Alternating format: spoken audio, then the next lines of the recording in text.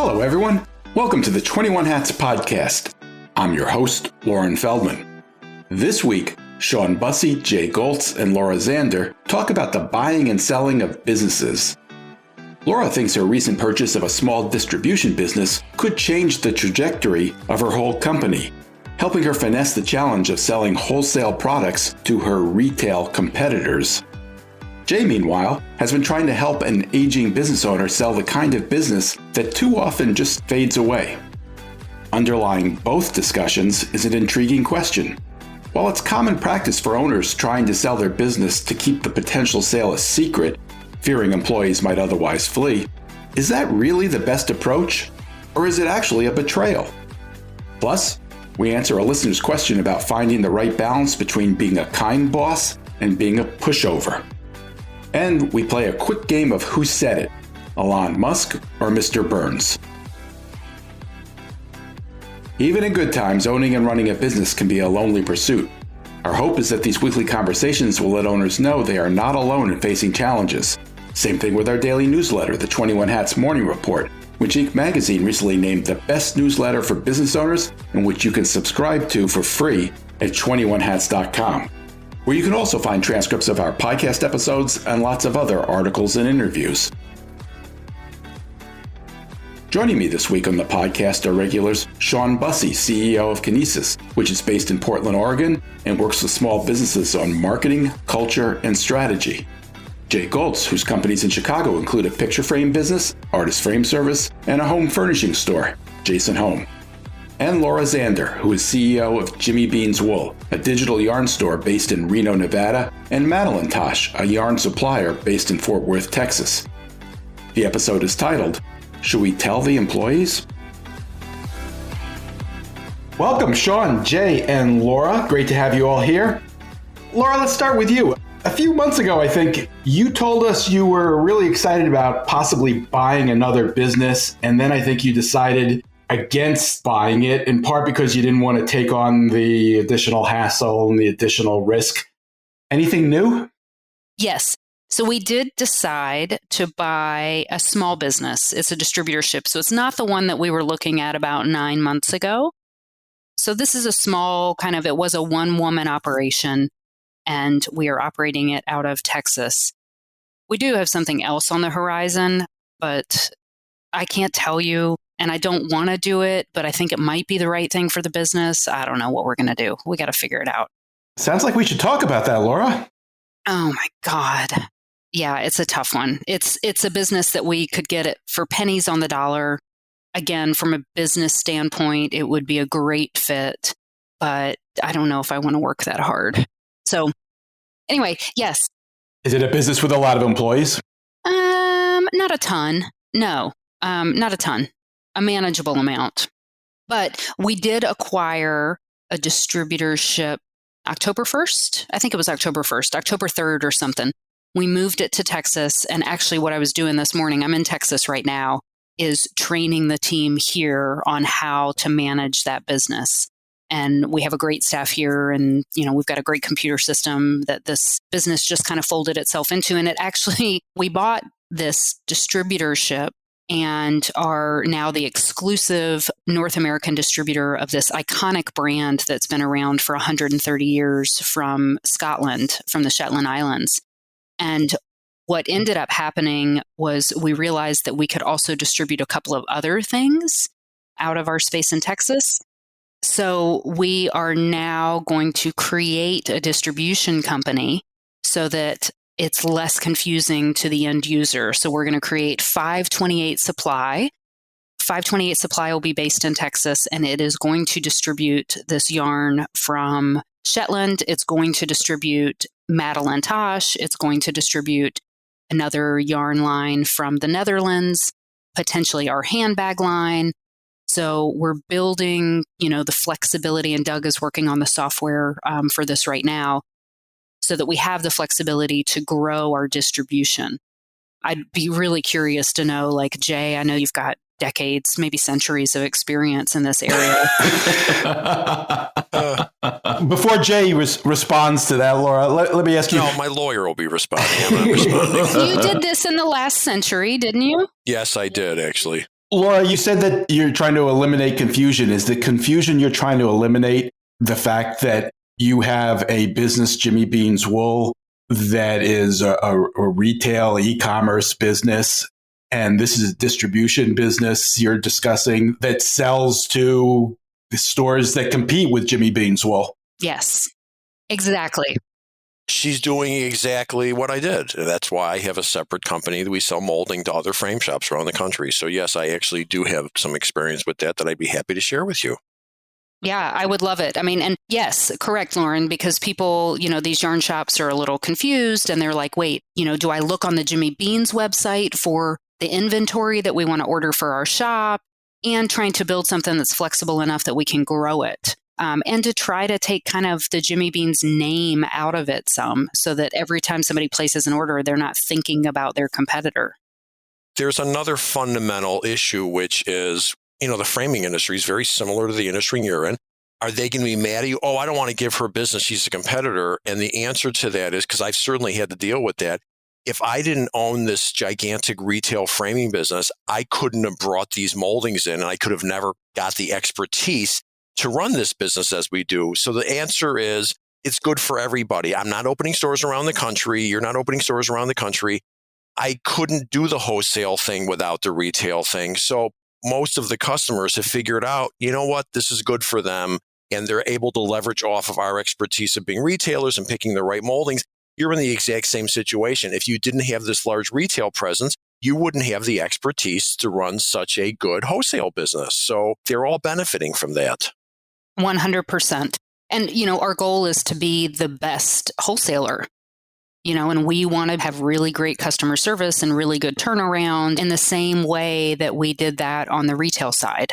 That's our competitive advantage, is that we make life easier for you. Our mission is to help small business owners be successful.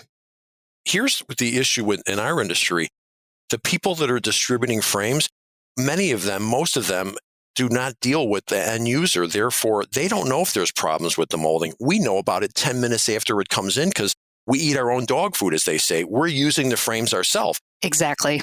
You're selling product right to the end user. If there's a problem, you're going to find out about it in 24 hours. So it helps you maintain the inventory, curate the inventory, quality control the inventory, and that's the same thing I have. So like I said, it's actually an advantage that you're both wholesaling it and you have the connection to the customer.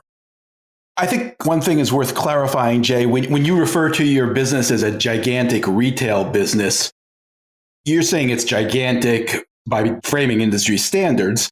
Yes. You sell primarily, if not exclusively, in the Chicago area, right? No, only in Chicago. No, it's just Chicago. But my point is my main location is probably 15 times bigger than the average frame shop. So we use a lot more molding than most frame shops would use. But Laura's situation is a little bit different and more complicated because it's e-commerce and she's selling all around the country, competing directly. That's true. Maybe. I think it's very similar. Well, there are some people that just simply do not want to buy product over the internet and they're going to go into the local store. So yeah, you're right. It is a little more complicated because we're not selling nationally direct to the customer. But there's still the point is there are some people that won't buy from her. I'm sure there's some 100%. people. 100%. Yeah, they won't buy from you. And the answer is, okay, fair enough. You can do what you want, but there's other customers. It's kind of like the old phrase, if you can't beat them, join them.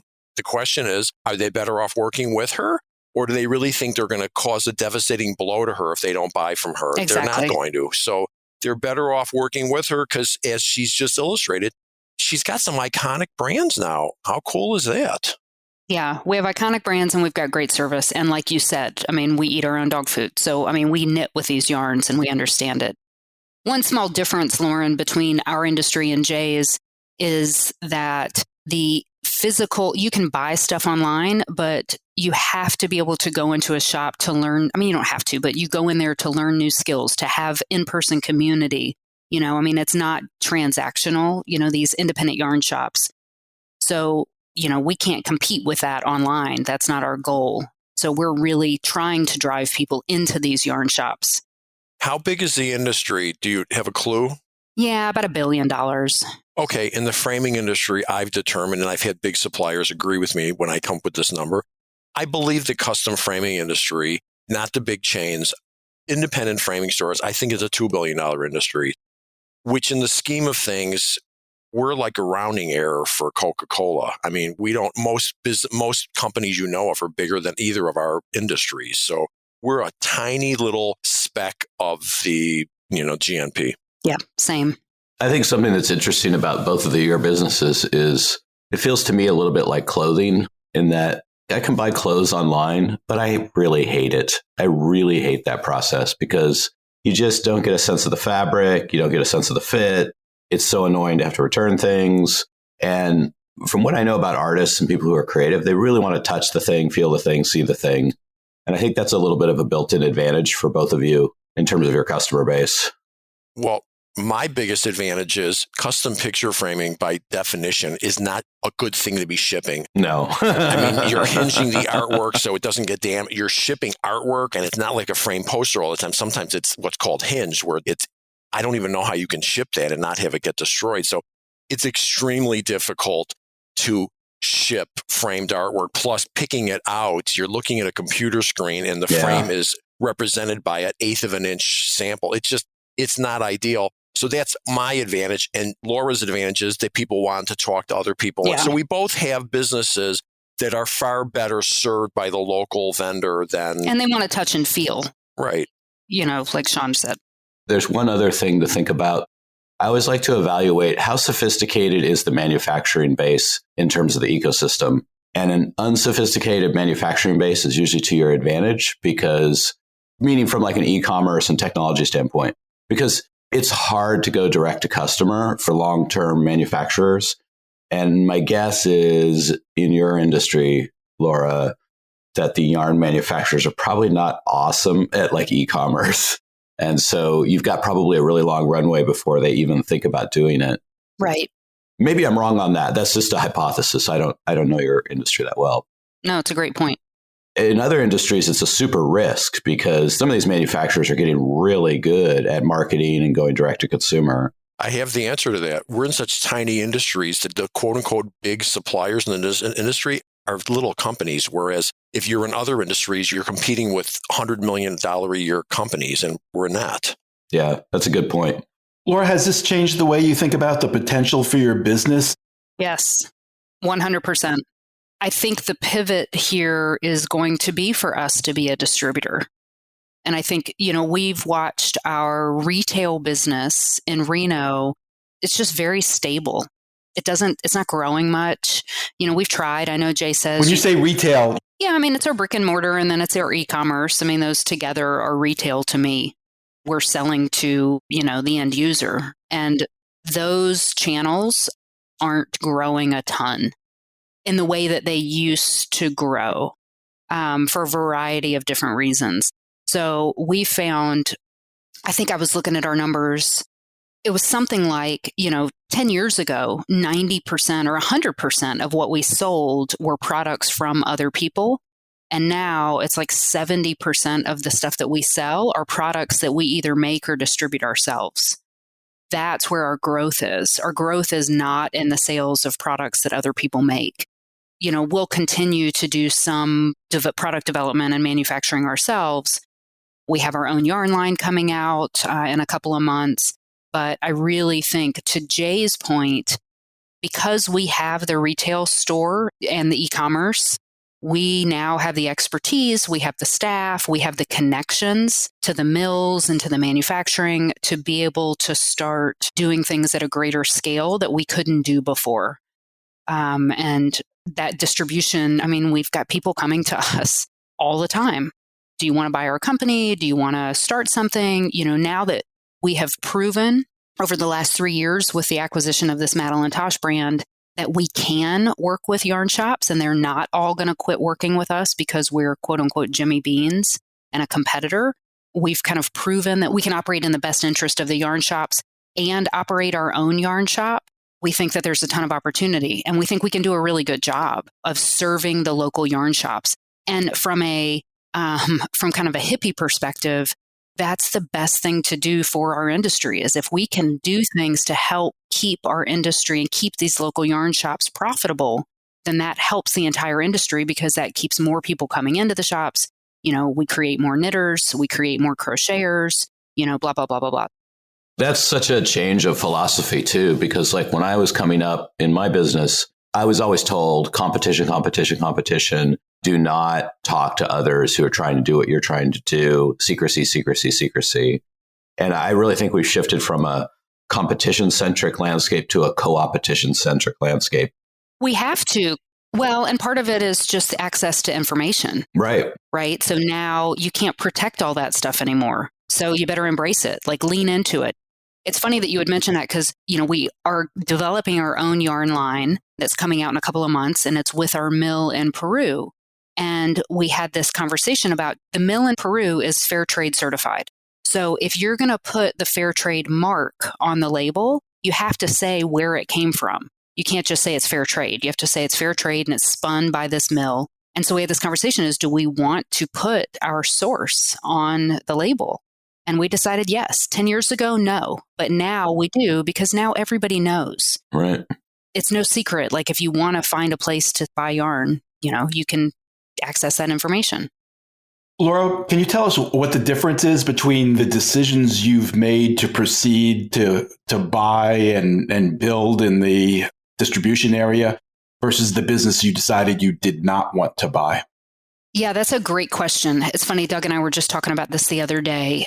The company that we did not buy was another e-commerce/retail company. And so it was very similar to Jimmy Bean's. It just had a different audience. It had a different curated selection. So it would be like Banana Republic buying Old Navy. And actually it was kind of the reverse. It was a little upscale. We thought it made sense because they had a customer list that was somewhat different than our customer list. And they had developed some proprietary products that we thought would be a really good fit. And I don't know that that was a bad idea, but it just seemed more complicated. They used a different software platform, blah, blah, blah, blah, blah. But where we're leaning into now is more on the volume side and using our strengths of, again, distribution. Space in Texas is inexpensive compared to Nevada or Chicago or Seattle or New Jersey. So space is more inexpensive. We, like I have told you before, we have a waiting list of people who want to work here. So that's not a problem. So let's lean into those things. And we're already set up to serve hundreds of wholesale customers. So let's just serve them more, if that makes sense. I think one of the issues with that deal that you turned, it continued to get more complicated as it went along. You kept finding out things that were not good. Yes. And I remember telling you, whatever you find, it's going to be 3 times worse when you actually end up in there. So that was smart. Yeah, it was smart. Yeah. Yeah. And this one that we did just buy is very, like I said, it was one woman running it who worked 20 hours a week, like simple, simple, simple, simple. Yeah. And I love simple because then we can just go and put our own stamp on it and do it the way we want to do it. Maybe I missed this earlier. What's the kind of technology level that she's at right now, and where do you want to take it? I could share the website with you, which I think was built in 1982 or 19. It's so retro that it's almost cool. It's got like the 3 dots. It's funny. We were just training on like the email platform that she's using. It's basically AOL. Oh my gosh. It's a source of great fun, actually. So there's nowhere to go but up. And I'm finding for me personally, because it's all about me personally, right? I actually love this challenge of kind of turning things around, and taking something that's got a good core or a good base and then just exploding it. So yeah, we have all kinds of really fun technology goals. She's got a chain of fax machines there. You don't even want to know. She wouldn't take new customers would call and say, hey, we're getting like 2 or 3 new customer requests, new shop requests a week, because she would just tell them, I'm busy, call me back in 6 months. Laura, you've now bought a number of companies. You bought a company in China, you bought a company in Vietnam, along with the ones we've been discussing. What have you learned about the process? I've learned that I love it. It's my favorite part. Buying a business is your favorite part. Oh, absolutely. Are you kidding? It's like traveling. You get to explore and you get to look at their P&L, like looking at all the different financial statements and, that tells you this whole story of, what's been happening and learning about their business and learning what's working and what's not and what you could do differently and what you could do, not better, but better. Yeah, I love it. Absolutely love it. All right, I want to talk about how hard it can be from the other side, meaning to sell a business. Jay, I know you've been kind of mentoring someone who's trying to sell a business, and I think it's, from what you've told me, it's a difficult situation that a lot of business owners find themselves in. Could you tell us a little bit about that? Well, a little history from my observation, and since I have a lot of frame shops I sell to, it seems to me probably 90% of frame shops just close one day. No one takes it over because we would know. Somebody would call and say, hi, I just sold the shop to so-and-so. It doesn't happen that often. And I realize that a lot of them can't sell because they don't make enough money and no one's going to pay money to just buy a job. They're making $30,000 a year or something and no one wants to pay money for that. This particular case, it's somebody I've known for years, and he and his wife built a very successful, nice business and bought a building, which I told him to do years ago, and it worked out great. And now he's attempting to sell it. And he hired the business broker and he found the best one he could find, but I just accidentally found out he was trying to sell it. I happened to go to a wedding out of town and I found myself right in front of his store. So I went in there and he wasn't there, but he called me back and he told me he was trying to sell it. And he's been trying since February and they were getting no traction. And I looked at the proposal from the business broker. It's like not good. Not good in what way? Lots of ways. The first thing was, and I'm learning this from other places, the first mentality for people who do that stuff is, we got to keep it a secret. Well, that's a problem. I just happen to have gotten an email from a business broker that goes, art and framing business in the Midwest is looking to sell. So I signed the NDA and I found out who it is. And it's pretty hard to play that, to go and try to keep everyone's secret and at the same time try to sell it. Did you do that, Jay, because you were thinking you might be interested in buying it? I don't know. I figured it couldn't hurt to go look at the financials and get an understanding of it. I don't know. I just figured I had nothing to lose and I figured I'd check into it, especially since I'm trying to help this other guy. I'm just trying to see what else is out there. And so I convinced them, stop hiding behind this. Tell them you're selling it. Wait, tell who they're selling it. The population, put it out there instead of this vague frame shop art business for sale. And well, that's pretty a lot of businesses do that because they don't want the employees to know or vendors, I think. I know. And I'm suggesting that the cure is worse than the disease. I'm suggesting tell the employees, just tell them. They know you're in your 60s. They know this isn't going to go on forever. Get over it. Tell them you're looking to sell it. You're going to find a buyer that's going to take care of them and take care of the business. Trying to keep this whole thing secret, I just think is problematic. And then you run into the problem of how does your long-term employees feel when they find out behind their back you've been trying? I just find the whole thing, I squirm thinking about it. So, Laura, Shawn, do you guys have any thoughts about that? I don't know. Well, Laura, you do know. You bought these companies. Did their employees know? Well, 3 of them didn't have any employees. Okay, that makes it simpler. Yeah, it was much simpler. Madeline Tosh being the exception. Yeah, that was the exception. Yeah, so they had 30, 40, 50 employees. No, they didn't know. I mean, I think they kind of knew. They were in fear. They knew it was going to go away unless somebody bought it. Which is why I'm saying I think the concern over, like I said, they know you can't go on for. What's wrong with sitting down with people and saying, listen, guys, I'm going to put the business up and I'm going to find the right buyer and letting him know about it. And he fully embraced it now. It's going to use their name and everything, and his employees all know about it. I guess the fear that I heard, with the one that we didn't buy, they really didn't want their employees to know. And I'm with you. I'm like, why don't we just tell them? And I guess part of it is, what if it doesn't go through? And like this didn't go through and they were going to continue to operate it. You find someone else. But the fear was that the employees will leave. Why would they, though? That's my point, especially if you say, hey, listen, and when it sells, I'm going to give you all a nice bonus from there's ways of mitigating that. For instance, agreed.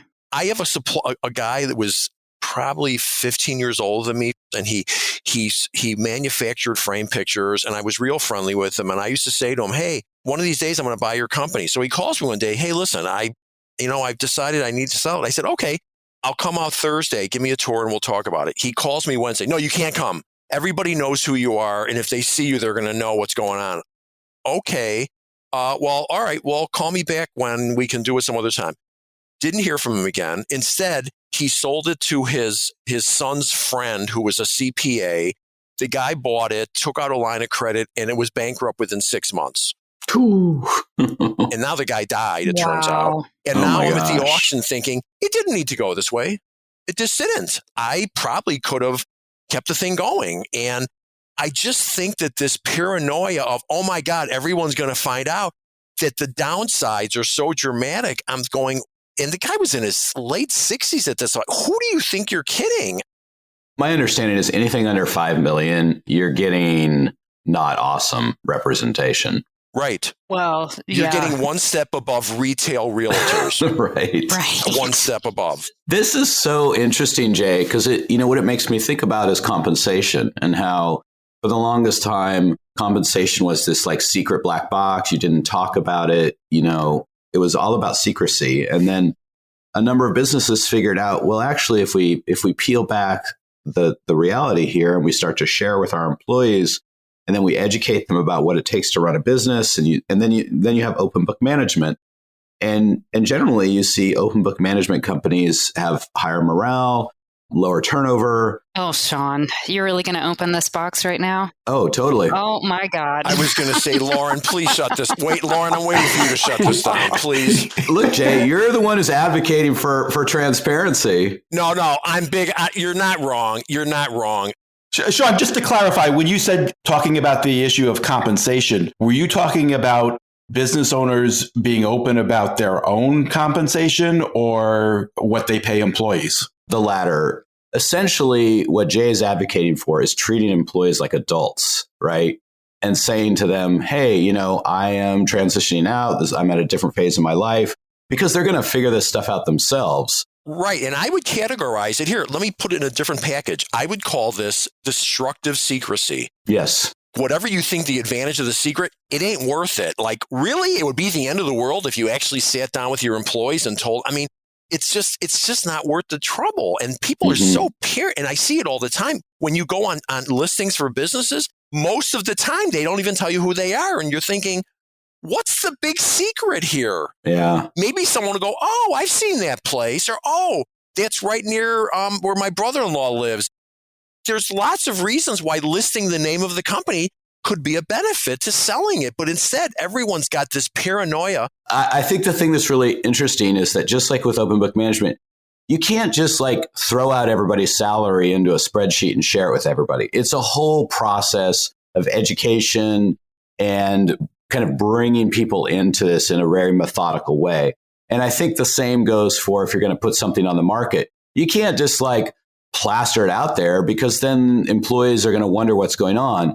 But I think your idea has a ton of merit, because if you educate folks, especially with a lot of these businesses where, let's just be real, a lot of these employees, it's a job. It's not really a career.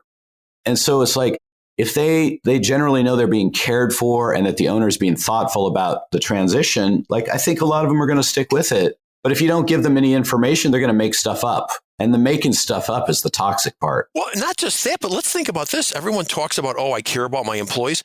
I don't know how you can look yourself in the mirror and then say, all right, we have to have a meeting. All right, everyone, I've sold it. Like, what?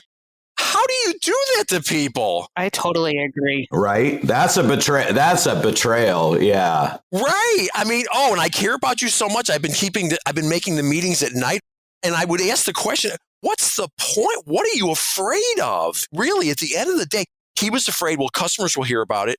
So what? You're looking for a buyer who's going to take care of the business. Like I said, this guy's in his 60s. Like, I just had a customer say this to me the other day. She goes, and maybe I should take this as an insult. She goes, you can't close this business.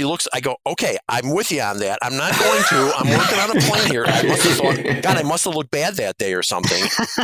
And then it turns out, talking to this woman, she's also in her 60s, and she's got a business with 375 employees, and she stays up at nights worrying about it. Oh, wow. So I had a really nice conversation with her about some plans of what you can do with it. But people got to get out of their own way sometimes about, there's nothing wrong with saying, I care about my business. I care about my employees. I care about my customers. I'm looking for a transition and we're going to be putting it out there. So what are you doing? I'm working on a big plan, which I will reveal. He's going to ESOP it. All right. I don't know. I'm looking into things like ESOPs. No, I am. I'm looking into that.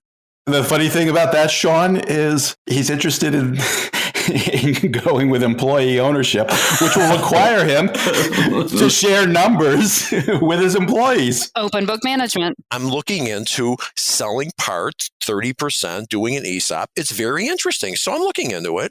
It's very interesting.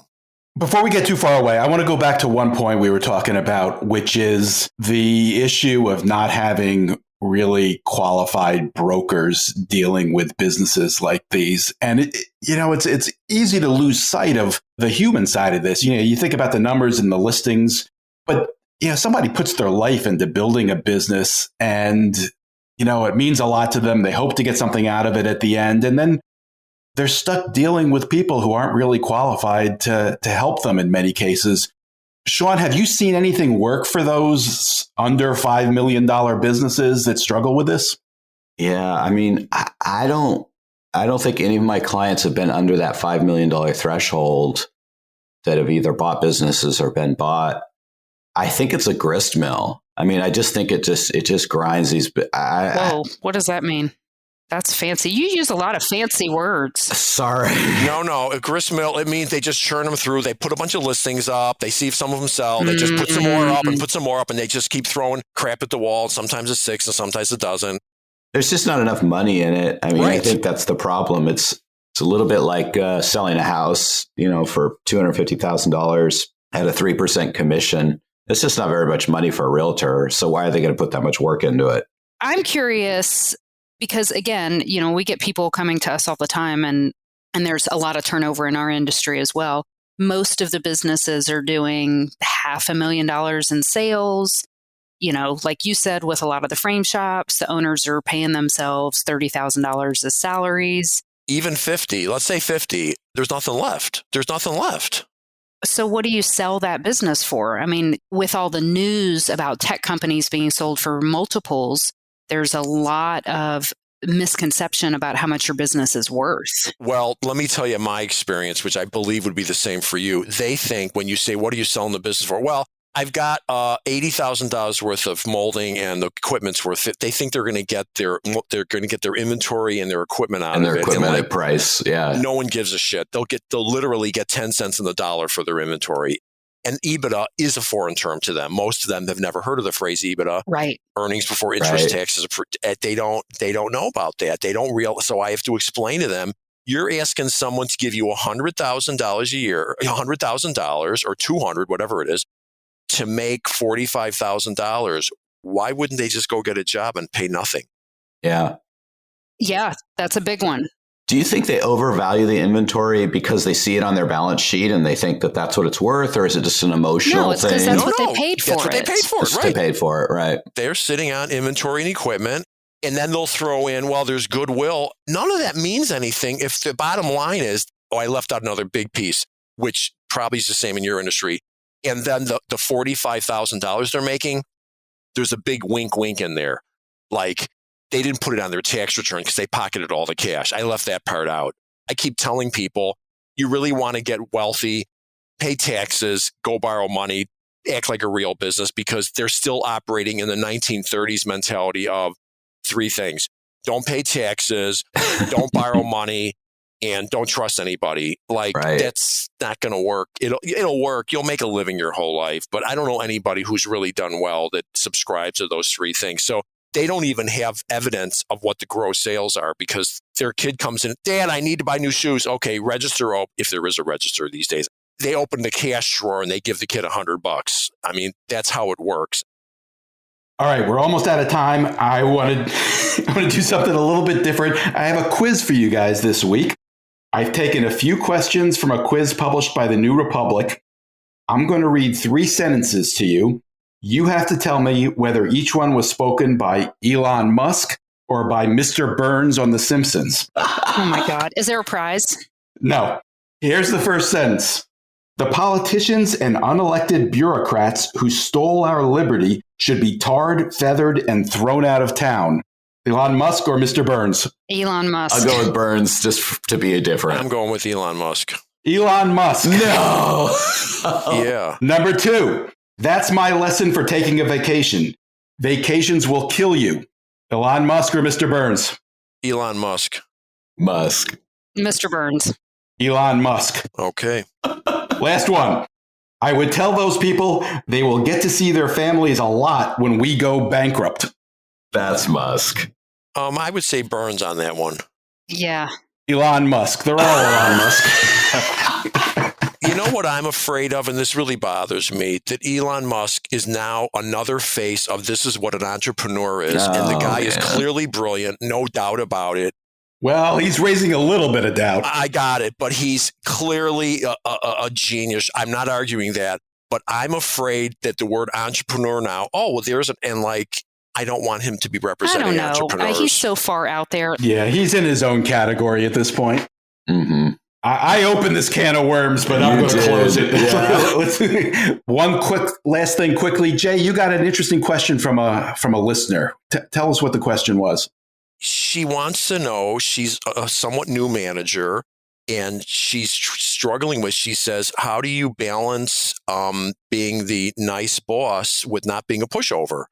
And I think most people at some point struggle with that concept. Totally. Absolutely. You know, one thing that has really helped me a lot, and I hate to jump on like the Brene Brown bandwagon, but I read a book that she had written. Wait, who would that be? Brene Brown, she's the vulnerability PhD. She did a TED Talk. So she's all about how we should be more transparent and more vulnerable. And she's Laura's spirit guide. She is not. Okay. I have no interest in following up on this, but go ahead. No, but she wrote a book that I did read. And the statement that has really stuck with me is be clear but kind. Clear but kind. And so I just keep kind of remembering it's about being clear, but you can still be nice. I heard a story from a monk, which also helps me a ton. He says his advice is always be kind but honest. So if you see somebody on the street that you know but that you don't like, instead of when you see them crossing, you don't say, hey, it's nice to see you, because it's not nice to see you. I don't want to see you. You say, oh, it's really sunny out right now, or something like that. So always being honest. And so those two things together have helped me. Okay. Can you hear my eyes rolling in my head? I just don't want to be distracting. I would say the answer to that is I believe that firing somebody or telling them, listen, you can't do that is not being kind. So I believe I'm always kind, but I believe that the answer to not being a pushover is everybody knows what the program here is. We need to show up on time and take good care of customers and be respectful to each other. And when they're not, they're told, listen, you can't do that again. And that's not being a pushover. So I do not think there is a conflict between kind and being a pushover. I don't either. But there are those of us who aren't who aren't as far along the journey as you are. And so worry a lot about what other people think of us. We want people to like us. And so excellent. You've nailed it. I'm just saying that this clear but kind is a stepping stone to learning how to set those boundaries and how to be a little more direct and forthcoming and not worry so much, because I know I'm being kind. Okay, very good. I fully accept and I well put. And I would say that's in your whole thing. You just said the answer to what I would say to people. Was that okay for me to say? Did that upset you? No, you said it all very well. But I would say this is the difference between. It was one of those jokes again. Okay. I would say I fully understand and can appreciate what you're saying. The one piece I would say is I gave up a long time ago thinking that everyone was going to be happy with everything. That I recognize when I tell someone, you know what? You were told when we interviewed you, we told you the first week, you need to be here on time. Customers expect you on time. You don't have to buy into that. You don't have to agree with that. But I'm just telling you, if you can't get to work on time, you really should be working somewhere else. But Jay, that's an easy example. Okay, but there's others, and it doesn't matter. There's 50 others. The point is, when I'm done with that conversation, I don't go home worrying, I hope I didn't offend them. I hope they're not mad at me. I don't think about it. I recognize that's my job and I'm on a good and noble cause here. And I don't have to apologize to people about having standards and about taking care of customers and about treating other employees with respect. I don't have to apologize about it. I don't feel bad about it. And I'm saying to you, your next level of enlightenment is you're going to eventually, and I mean this, I believe you will eventually get to, yeah, they're not always going to like what I tell them. Got it. Well, but you just nailed it with the next level of enlightenment. Yeah. The woman who is asking you this question, she might be 7 levels down, right? So she's got to figure out what's the one change I can make to be a little more clear and kind. She can't jump those 7 levels to get to the top of the hill like where you are. So what are those steps that we gradually kind of have to work through to gain that confidence and to understand that it's okay that not everybody likes us? See, and my answer to that is very simple. Kind is not part of the equation. We should always be kind. Kind means you're not insulting people, you're not yelling at people. So take kind out. It should be clear and responsible, meaning, so you need to understand, if you come in late, whatever the situation is, if you ship another order out without making sure that we've got a signed credit app on it, I'm going to feel terrible about it, but you're going to get fired that afternoon. So it's about hooking the response. This is the pushover part. So my antidote to the pushover part is clear, very clear that if you do this again, you're not going to be working here. But Jay, part of it, I think, is what Laura was referring to, which is you've been doing this long enough that you know what your standards are. Yes. It's more difficult for someone who's figuring that out. What are you willing to put up with, especially in the middle of a labor shortage? I'm not criticizing anyone. I went through the same thing myself. It's not like I just can't. It took me years to figure this out. And that's a great point on the labor shortage, Lauren. So I think like one of my biggest fears is that everybody's going to quit and they're going to leave. It's this fear of abandonment. So what if I criticize this person, or what if I set them straight and they quit and they leave? And now I've got to do the job. And now, or it all goes to shit. And my answer is that's not going to, it'll happen occasionally. But if you subscribe to that, you're working for them and the customer's going to get screwed. 100%. But it takes some time to get comfortable and to understand that it's not the end of the world when they quit and when they leave. We got to go, but we haven't heard from Shawn on this. Shawn, have you ever been a pushover? Have you ever worried about that? Oh, yeah. I mean, I think most entrepreneurs want to please and delight people at some level at some point in their career. Absolutely.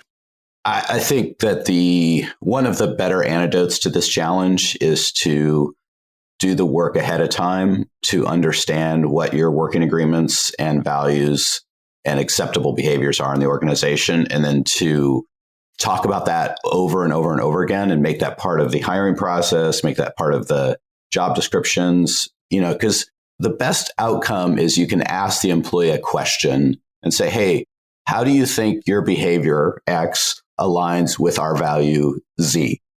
And the best outcome is they look at you and go, I don't think I actually am aligned with that value.